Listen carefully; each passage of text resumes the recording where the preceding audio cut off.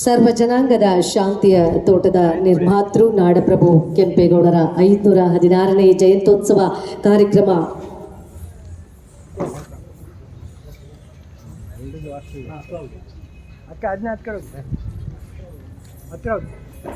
ನಮಸ್ಕಾರ ಮಾಡಬೇಡಿ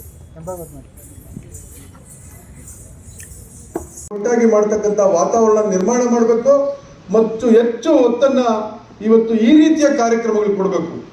ಟ್ಯಾಬ್ಲೋ 10 ಬರಲಿ 100 ಬರಲಿ 1000 ಬರಲಿ ಅದರಿಂದ ಏನೂ ಪ್ರಯೋಜನ ಆಗೋದಿಲ್ಲ. ಇಲ್ಲಿ ವಿಚಾರ ಸಂಕಿರಣಗಳು ನಡಿಬೇಕು. ಬೆಳಗ್ಗೆಯಿಂದ ಸಂಜೆವರೆಗೂ ಬೆಳಗ್ಗೆ ಒಂದು ಸೆಷನ್ ಆಗಬೇಕು, ಮಧ್ಯಾಹ್ನ ಒಂದು ಸೆಷನ್ ಆಗಬೇಕು. ಕೆಂಪೇಗೌಡರ ಬಗ್ಗೆ ಬಹಳಷ್ಟು ವಿಚಾರಗಳನ್ನು ತಿಳ್ಕೊಂಡಿರ್ತಕ್ಕಂಥವ್ರು, ಇತಿಹಾಸವನ್ನು ತಿಳ್ಕೊಂಡಿರ್ತಕ್ಕಂಥವ್ರು ಬಂದು ಅವರು ನಮಗೆ ಉಪನ್ಯಾಸವನ್ನು ಕೊಡೋದನ್ನ ನಮ್ಮ ಮಕ್ಕಳಿಗೆ ನಾವು ಹೇಳ್ಕೊಡ್ಬೇಕು, ನಮ್ಮ ಮುಂದಿನ ಪೀಳಿಗೆಗೆ ನಾವು ಕಳಿಸ್ಬೇಕು. ಇಲ್ಲದೆ ಇದ್ರೆ ನಾವು ನೀವು ಕೂಡ ನಾವೇ ಮರ್ತೋಗ್ತಾ ಇದ್ವಿ. ನಮ್ಮ ಮುಂದಿನ ಪೀಳಿಗೆ ಇಟ್ಕೊಳ್ತಾರೆ, ಏನು ಇಟ್ಕೊಳಕ್ ಸಾಧ್ಯ ಆಗ್ತದೆ? ನಾನು ಅದಕ್ಕೇನೆ ನಮ್ಮ ಅಧ್ಯಕ್ಷರು ವಕೀಲರು ಕವಿಶಂಕರಣ್ಣವ್ರಿಗೆ ಕೇಳಿದೆ, ಅಣ್ಣ ದಯಮಾಡಿ ಈ ಟ್ಯಾಬ್ಲೋಸನ್ನ ಉದ್ಘಾಟನೆ ಮಾಡೋದು ಅಲ್ಲಿ ಮಾಡಬೇಡಿ. ಅಲ್ಲಿ ಯಾಕೆ ಮಾಡ್ತೀರಿ ನೀವು? ಅಲ್ಲಿ ಅದೇನು ಯಾರೋ ಏನೋ ಮಾಡ್ತಾರೆ, ನಾವು ಅಲ್ಲಿ ಹೋಗಿ ಮಾಡೋದು ಬೇಡ. ಇಲ್ಲಿ ರಂಗಮಂದಿರ ಈ ಕಡೆ ಇದೆ, ಆ ಕಡೆ ನಮ್ಮ ಸಂಘ ಇದೆ, ನಮ್ಮ ಸಂಘದ ಕಟ್ಟಡ ಇದೆ, ನಮ್ಮ ಸಂಘದ ಆವರಣ ಇದೆ. ಇಲ್ಲಿಂದ ಪ್ರಾರಂಭ ಮಾಡಿ ಬೆಳಗ್ಗೆ ಒಂದು ಒಳ್ಳೆ ಕಾರ್ಯಕ್ರಮ ಮಾಡಿ ಕೆಂಪೇಗೌಡರನ್ನ ಸ್ಮರಿಸ್ತಕ್ಕಂಥ ಕೆಲಸವನ್ನ ನಾವೆಲ್ಲ ಕೂಡ ಮುಂದಿನ ವರ್ಷದಿಂದ ಕೂಡ ಮಾಡಬೇಕು ಅಂತ ನಾವು ಹೇಳಿದೆ ಕೂಡ. ಅದಕ್ಕೆ ಅವರು ಕೂಡ ಸಮ್ಮತಿಯನ್ನು ಸೂಚಿಸಿದ್ದಾರೆ. ಹಂಗಾಗಿ ಮುಂದಿನ ವರ್ಷ ಕೆಂಪೇಗೌಡರ ಜಯಂತಿಯನ್ನ ಇಲ್ಲಿಂದಲೇ ಸಂಘದ ಆವರಣದಿಂದ ಪ್ರಾರಂಭ ಮಾಡಬೇಕು ಅಂತ ಕೂಡ ಅವರಲ್ಲಿ ನಾನು ಮನವಿ ಮಾಡ್ತೇನೆ. ಮತ್ತು ಕೆಲವು ನಮ್ಮ ಯುವಕರು ಏನಿವತ್ತು ಮನವಿಯನ್ನು ಕೊಟ್ಟಿದ್ದಾರೆ, ಎಲ್ಲ ನಮ್ಮ ಪ್ರತಿನಿಧಿಗಳಿಗೆ ಏನು ಕೆಂಪೇಗೌಡರ ಸ್ಟ್ಯಾಚ್ಯೂವನ್ನು ಮಾಡಬೇಕು ಅಂತೇಳಿ, ಅದು ಮಾನ್ಯ ಜಿಲ್ಲಾಧಿಕಾರಿಗಳು ಏನು ಕಾನೂನಲ್ಲಿ ಏನು ಅವಕಾಶ ಇದೆಯೋ ಗೊತ್ತಿಲ್ಲ, ಹಂಗೇನಾದರೂ ಕೂಡ ಅವಕಾಶ ಇಲ್ಲದೇ ಇದ್ರೂ ಕೂಡ ನಮ್ಮ ಒಕ್ಕಲಿಗರ ಸಂಘದ ಆವರಣದಲ್ಲಾದರೂ ಕೂಡ ಮಾಡೋಂಥದಕ್ಕೆ ನಾವು ಪ್ರಯತ್ನ ಮಾಡಬೇಕು. ಕೆಂಪೇಗೌಡರ ಸ್ಟ್ಯಾಚ್ಯೂವನ್ನು ಒಂದು ದೊಡ್ಡದಾಗಿ ನಿರ್ಮಾಣ ಮಾಡಿ ಏನು ಯುವಕರ ಆಸೆ ಇದೆ ಅದಕ್ಕೆ ನಾವು ನಿರಾಶೆ ಮಾಡೋದು ಬೇಡ. ಒಂದು ದೊಡ್ಡ ಕೆಂಪೇಗೌಡರ ಸ್ಟ್ಯಾಚ್ಯೂವನ್ನು ಮುಂದಿನ ಕೆಂಪೇಗೌಡರ ಜಯಂತಿಯ ದಿನದಂದೇ ಉದ್ಘಾಟನೆ ಮಾಡಿ ಅಲ್ಲಿಂದಲೇ ಏನು ಮೆರವಣಿಗೆಯನ್ನು ಪ್ರಾರಂಭ ಮಾಡಿ ಈ ಒಂದು ವೇದಿಕೆ ಕಾರ್ಯಕ್ರಮವನ್ನ ಒಂದು ಅರ್ಥಪೂರ್ಣವಾದಂಥ ಕಾರ್ಯಕ್ರಮವನ್ನಾಗಿ ಮಾಡಬೇಕು ಮಾನ್ಯ ಶಂಕರಣ್ಣವರ ಅಧ್ಯಕ್ಷತೆಯಲ್ಲಿ ಮತ್ತು ನಮ್ಮ ಬಿಸಪ್ಗೌಡರ ಮಾರ್ಗದರ್ಶನದಲ್ಲಿ ಅಂತ ಹೇಳ್ತಾ, ಇವತ್ತು ನನಗೂ ಕೂಡ ಇಲ್ಲಿ ಕರೆಸಿ ತಾವೆಲ್ಲ ಕೂಡ ಗೌರವಿಸಿ ಮಾತನಾಡೋಕ್ಕೆ ಅವಕಾಶ ಕೊಟ್ಟಂತ ಎಲ್ಲ ವೇದಿಕೆ ಇರತಕ್ಕಂಥ ಗಣ್ಯರಿಗೂ ಹೊಂದಿಸಿ ತಮ್ಮೆಲ್ಲರಿಗೂ ಹೊಂದಿಸಿ ನನ್ನ ಮಾತು ಮುಗಿಸ್ತೇನೆ. ನಮಸ್ಕಾರ. ಒತ್ತುವರಿ ಮಾಡೋದು ಎಷ್ಟು ಡೇಂಜರ್ ಅಂತ ಗೊತ್ತಿಲ್ಲ. ಯಾರಾದರೂ ಕರೆ ಕೊಟ್ಟಿಲ್ಲ ಒತ್ತುವರಿ ಮಾಡಿರೋ ಫ್ಯಾಮಿಲಿಗಳು ನೋಡಿ ಅವ್ರಿಗೆ ಯೋಚನೆ ಮಾಡಿ ಹೆಂಗಿರ್ತಾರೆ ಏನಿರ್ತಾರೆ ಅನ್ನೋದನ್ನ. ಅದರಿಂದ ಇವತ್ತು ನಾವು ಹೆಂಗೆ ನೆನೆಸ್ಕೋಬೇಕು ಅಂತಂದರೆ, ಕೆಂಪೇಗೌಡರು ಬೆಂಗಳೂರು ಕಟ್ಟಿದ್ದನ್ನು ನೆನೆಸ್ಕೊಳ್ತೀವಿ. ಏಷ್ಯಾಗೆ ಮೊದಲು ಕಣ್ಣಾಸ್ಪತ್ರೆ ಮಾಡಿದ ನಮ್ಮ ಮೈಸೂರು ಮಹಾರಾಜರು ಮಿಂಟೋ ಹಾಸ್ಪಿಟ್ಲ್. ಗೊತ್ತಾ ಯಾರಿಗೇನ? ಮಿಂಟೋ ಹಾಸ್ಪಿಟ್ಲ್ ಇದೆಯಲ್ಲ, ಮಿಂಟೋ ಹಾಸ್ಪಿಟ್ಲನ್ನ ಏಷ್ಯಾಗೆ ಫಸ್ಟ್ ಕಣ್ಣಾಸ್ಪತ್ರೆ ಮಾಡಿದ್ರು ಆ ಕಾಲದಲ್ಲಿ ಮೈಸೂರು ಮಹಾರಾಜರು. ಇವರೆಲ್ಲ ಏನು ಆಲೋಚನೆ ಇದ್ದವರು, ಇವರೆಲ್ಲ ಯಾವ ಮಟ್ಟಕ್ಕೆ ಆಲೋಚನೆ ಮಾಡಿದ್ದವರು? ನಮ್ಗೆ ಅದರಲ್ಲಿ 10% ಆಲೋಚನೆ ಇದೆ. ಇವತ್ತು ನನ್ನ ಮಗನ್ನ ಏನು ಓದಿಸ್ಬೇಕು, ಅವನು ಏನಾಗಬೇಕು, ನನಗೆ ಎಷ್ಟು ಬಿಲ್ಡಿಂಗ್ ಬೇಕು, ಎಷ್ಟು ಎಕರೆ ಜಮೀನು ಬೇಕು, ಅಷ್ಟೇ, ಬೇರೆ ಏನೂ ಇಲ್ಲ. ಅದನ್ನು ಯಾವತ್ತೂ ಇಲ್ಲ. ಒಂದು ಮನುಷ್ಯ ಹುಟ್ಟಿದ ಮೇಲೆ ಏನು ಸಮಾಜಕ್ಕೆ ಕೊಡುಗೆ ಅನ್ನೋದನ್ನ ನೆನೆಸ್ಕೋಬೇಕು ನಾವು. ಇವತ್ತು ಯಾಕೆ ಚೆನ್ನೈನವ್ರು ನೆನೆಸ್ಕೊಳ್ತೀವಿ ನಾವು? ಸಮಾಜಕ್ಕೆ ಕೊಡುಗೆ ಇದೆ, ಈ ಜಿಲ್ಲೆಗೆ ಕೊಡುಗೆ ಇದೆ, ರಾಜ್ಯಕ್ಕೆ ಕೊಡುಗೆ ಇದೆ. ಎಂ ವಿ ಕೃಷ್ಣಪ್ಪನವರು, ಕೆ ಸಿ ರೆಡ್ಡಿಯವರು, ಇವನ್ನೆಲ್ಲ ಯಾಕೆ ನೆನೆಸ್ಕೊಂಡು ಹೋಗ್ತೀವಿ ನಾವು? ಆ ಥರ ನಮ್ಮನ್ನು ಯಾರಾದರೂ ನೆನೆಸ್ಕೊಳ್ಳುವಂಥ ಸ್ಥಿರತಾಯವಾದಂಥ ಕೆಲಸಗಳನ್ನು ನಾವು ಮಾಡಬೇಕು ಅನ್ನೋದೇ ನಮ್ಮ ಉದ್ದೇಶಗಳಾಗಿದೆ. ಖಂಡಿತವಾಗ್ಲೂ ಅಂಥದ್ದು ಮಾಡ್ತೀವಿ. ಕೆಂಪೇಗೌಡರು, ನಾನು 98ರಲ್ಲಿ ನನಗೆ 18 ವಯಸ್ಸು, 98ಅಲ್ಲಿ 18 ಏಜ್ ನನಗೆ. ಮುಳಬಾಗಿಲಿಂದ ಒಂದು ಕಾರ್ಯಕ್ರಮ ಮಾಡಿದ್ರು, ನಮ್ಮ ಕೆ ವಿ ಶಂಕರಣ್ಣವ್ರಿಗೆ ಜ್ಞಾಪಕ ಇರಬೇಕು. ನಾವು ಆವಾಗ ಬಾಲಗಂಗಾಧರ ನಾಥಸ್ವಾಮಿ ಅವ್ರನ್ನ ಕರ್ಕೊಂಡು ಬಂದು 98ರಲ್ಲಿ ಒಂದು ಕಾರ್ಯಕ್ರಮ ಮಾಡಿದ್ವಿ ಮುಳಬಾಗಿಲಲ್ಲಿ. ಅಂಥ ಕಾರ್ಯಕ್ರಮ ಇವತ್ತರೆಗೂ ನೋಡೋಕ್ಕಾಗಿಲ್ಲ ನಮ್ಮ ಕೈನಲ್ಲಿ. ಎಲ್ಲಿಂದ ಎಲ್ಲಿಗೋ ಜನ. 18 ವಯಸ್ಸಲ್ಲಿ ನಾನು ಅಲ್ಲಿ ಕಾರ್ ನಿಲ್ಸ್ಕೊಂಡು ಇದ್ದೀನಿ. ನಾನಲ್ಲಿ ಈ ಜನ ನೋಡ್ಬಿಟ್ಟು ಭಯ ಆಗ್ಬಿಟ್ಟು ಕಾರ್ ಎತ್ಕೊಂಡು ಹೋಗ್ಬಿಟ್ಟು ನಾನು ನಮ್ಮ ಆಂಜನೇಯ ಸ್ವಾಮಿ ದೇವಸ್ಥಾನ ಹತ್ರ ನಿಲ್ಲಿಸ್ಬಿಟ್ಟು ಬಂದು ನೋಡ್ಕೊಂಡಿದ್ದೆ. ಜನ ಅಷ್ಟು ಜನ ಸೇರಿದ್ರು. ಎಲ್ಲೋಯ್ತು ಪ್ರೀತಿ, ಎಲ್ಲೋಯ್ತು ಉತ್ಸಾಹ?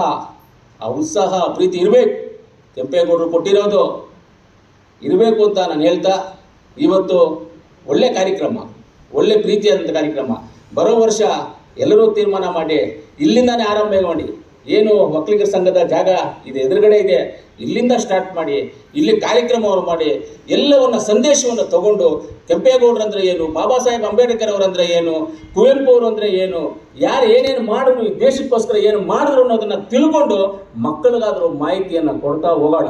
ಈಗ ಹುಟ್ಟಿರುವಂಥ ಮಕ್ಕಳಿಗೆ ಮಾಹಿತಿಯನ್ನು ಕೊಡ್ಕೊಂಡು ಹೋಗೋಣ. ಇವತ್ತು ಮಕ್ಕಳಿಗೆಲ್ಲ ಏನಾಗ್ಬಿಟ್ಟಿದೆ ಅಂದರೆ, ಊಟ ಮಾಡಿಸ್ಬೇಕಂದ್ರೆ ಮೊಬೈಲ್ ಕೈ ಕೊಟ್ಬಿಟ್ಟು ಊಟ ಮಾಡಿಸೋದು, ಮೊಬೈಲ್ ನೋಡ್ತಾ ಇದ್ರೆ ಬಲಾತ್ಕಾರ ಅದು. ಬಲಾತ್ಕಾರವಾಗಿ ಊಟ ಮಾಡಿಸೋದು. ಈ ಪದ್ಧತಿಗಳು ಹೇಳ್ಕೊಟ್ಟಿಲ್ಲ ನಮಗೆ.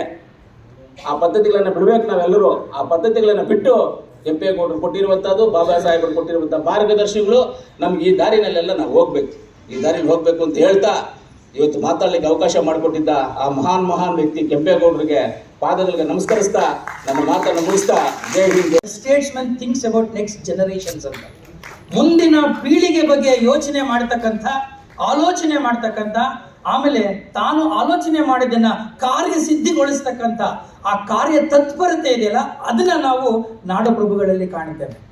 ಆ ನಾಡಪ್ರಭುಗಳಲ್ಲಿ ಕಂಡದ್ರಿಂದಾನೇ ಅಲ್ಲಿದ್ದಂಥ ವಿಜಯನಗರ ಅರಸರೂ ಕೂಡ ಇವರ ಬೆಂಬಲಕ್ಕೆ ನಿಲ್ಲುತ್ತಾರೆ. ಇಲ್ಲಾಂದ್ರೆ ಒಬ್ಬ ಸಾಮಂತ ರಾಜನನ್ನ ಈ ಮಟ್ಟಿಗೆ ಬೆಳೆಯಕ್ಕೆ ಒಬ್ಬ ಚಕ್ರಾಧಿಪತಿ ಸಾಮ್ರಾಟ ಸಾಮಾನ್ಯವಾಗಿ ಬಿಡುವುದಿಲ್ಲ. ಅವರ ವಿಶ್ವಾಸವನ್ನು ಗಳಿಸಿಕೊಂಡು ಯಲಹಂಕದಿಂದ ಆ ಭಾಗದಿಂದ ಈ ಭಾಗದವರೆಗೂ ಒಂದು ಸಾಮ್ರಾಜ್ಯ ಕಟ್ಟೋದಿದೆಯಲ್ಲ, ಅದು ಅಷ್ಟು ಸುಲಭದ ಮಾತಾಗಿರಲಿಲ್ಲ. ಸುತ್ತಲೂ ವೈರಿಗಳು, ಅಂಥದ್ರೊಳಗಡೆ ಆಡಳಿತ ನಿರ್ವಹಣೆ ಮಾಡಿಕೊಂಡು ರಾಜ್ಯವನ್ನು ರಕ್ಷಣೆ ಮಾಡಿಕೊಂಡು ಜನರ ಹಿತವನ್ನು ಕಾಪಾಡೋದಿದೆಯಲ್ಲ, ಅದು ದೂರದೃಷ್ಟಿತ್ವ, ಅದು ಪ್ಲಾನಿಂಗ್, ದಟ್ ಈಸ್ ಡಿಪ್ಲೊಮಸಿ. ಅವೆಲ್ಲವೂ ಕೂಡ ನಾಡಪ್ರಭು ಕೆಂಪೇಗೌಡರಲ್ಲಿ ಇತ್ತು ಅನ್ನೋ ಕಾರಣಕ್ಕಾಗಿ ನಾವು ಇವತ್ತು ಅವರನ್ನು ನೆನೆಸ್ಕೋಬೇಕಾಗಿವೆ. ಇವತ್ತು ನಮ್ಮ ಕೋಲಾರದಲ್ಲಿ ಒಂದು ರಿವರ್ ಸಿಸ್ಟಮ್ ಇಲ್ಲ. ಬೆಂಗಳೂರಲ್ಲೂ ಕೂಡ ಅವರು ನಗರ ಕಟ್ಟಿದಾಗ ಅಥವಾ ಬೆಂಗಳೂರು ಪೇಟೆಯಿಂದ ಏನು ಶುರು ಮಾಡಿದ್ರು ಆಗೆಲ್ಲ ಪೇಟೆ ಕಲ್ಚರು, ಆಗಲೂ ಕೂಡ ಅಲ್ಲಿ ನದಿ ಇರಲಿಲ್ವಲ್ಲ. ಇವತ್ತು ನಮ್ಮ ಕೋಲಾರ ಜಿಲ್ಲೆ ತಗೊಂಡ್ರು ಕೂಡ ಬಹುಶಃ ಒಂದು ಜಿಲ್ಲೆಯಲ್ಲಿ ನಿಮಗೆ ರಿವರ್ ಸಿಸ್ಟಮ್ ಇಲ್ಲದೆ ಇರ್ತಕ್ಕಂಥ ಕೆಲವು ಜಿಲ್ಲೆಗಳ ಪೈಕಿ ಕೋಲಾರ ಕೂಡ ಒಂದು. ಇದ್ದನ್ನ ನಾವು ಕಳ್ಕೊಂಡ್ಬಿಟ್ಟಿದ್ದೀವಿ. ಇವತ್ತು ಇಡೀ ಕೋಲಾರದ socio economic life thrives on only tank system and tanks that are available in Kolar. ಸುಮಾರು 3232 ಕೆರೆಗಳು ಇವತ್ತು ಇಡೀ ಕೋಲಾರವನ್ನು ರಕ್ಷಣೆ ಮಾಡ್ತಾ ಇದೆ. ಕೋಲಾರದ ಜನರ ಕೃಷಿ, ಆರೋಗ್ಯ, ಆರ್ಥಿಕ ಮತ್ತು ಸಾಮಾಜಿಕ ಬದುಕನ್ನು ಹಸನುಗೊಳಿಸ್ತಾ ಇದೆ. ಈ ರೀತಿಯಾದಂಥ ಕೆರೆಗಳ ಮಹತ್ವವನ್ನು ಕಂಡುಕೊಂಡು ಆ ಮೂಲಕವಾಗಿ ಇಡೀ ತನ್ನ ಸಮುದಾಯದ ಅಲ್ಲದೆ ತನ್ನ ಸಾಮ್ರಾಜ್ಯದ ಎಲ್ಲರಿಗೂ ಕೂಡ ಅನ್ನವನ್ನು ನೀಡಿ ಅವರ ಬದುಕನ್ನು ಹಸನುಗೊಳಿಸಿದಂಥ ಪ್ರಭುಗಳ ಪೈಕಿ ಕೆಂಪೇಗೌಡರು ಕೂಡ ಒಬ್ಬರು. ಈ ದೃಷ್ಟಿಯಿಂದನೇ ಕೆಂಪೇಗೌಡರು ನಮಗೆ ಆಪ್ತರಾಗ್ತಾರೆ. ಅವರ ಬದುಕು ಮತ್ತು ಅವರ ಜೀವನ ನಮಗೆ ಆದರ್ಶವಾಗ್ತದೆ. ನಮ್ಮ ಮಕ್ಕಳಿಗೆ ನಾವು ಇವರ ಜೀವನ ಆದರ್ಶ ಪರಿಚಯ ಮಾಡ್ಕೊಳ್ಳದೆ ಹೋದರೆ ಬಹುಶಃ ನಾವೆಲ್ಲರೂ ಬಹಳ ದೊಡ್ಡ ಆತ್ಮವಂಚನೆ ಮಾಡ್ಕೋತೀವಿ ಅಂತ ನನಗೆ ಅನಿಸ್ಬಿಡುತ್ತೆ. ಕುವೆಂಪು ಅವ್ರ ಬಗ್ಗೆ ಮಾತಾಡಿದರು, ವಿಶ್ವಮಾನವರಾಗಬೇಕು ಅಂತ ಹೇಳಿದರು. ಇಡೀ ಜಗತ್ತಿಗೆ ವಿಶ್ವಮಾನವ ಸಂದೇಶವನ್ನು ಕೊಟ್ಟರು. ಮನುಷ್ಯ ಹುಡುತಾ ಅಲ್ಪಮಾನವನೇ, ಆದರೆ ಹುಡುತಾ ವಿಶ್ವಮಾನವ.